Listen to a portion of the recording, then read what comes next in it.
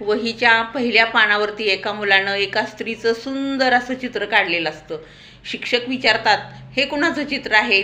तो मुलगा म्हणतो, हे माझ्या आईचं चित्र आहे. शिक्षक वहीची पानं चाळत जातात आणि शेवटी एका जख्खड म्हाताऱ्याचं चित्र त्यांना दिसतं शेवटच्या पानावर. हे कुणाचं चित्र आहे?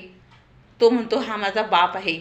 शिक्षक हसून म्हणतात, हे काय, आईचं पहिल्या पानावर, बापाचं शेवटी. मुलानं गोड उत्तर दिलं. मुलगा म्हणतो, सर, पहिलं पान काय, मधलं पान काय, शेवटचं पान काय? माझ्यासाठी बाप असणं, बापाचं अस्तित्व हे महत्त्वाचं आहे. कारण मुद्दाम मी शेवटी चित्र का काढलं?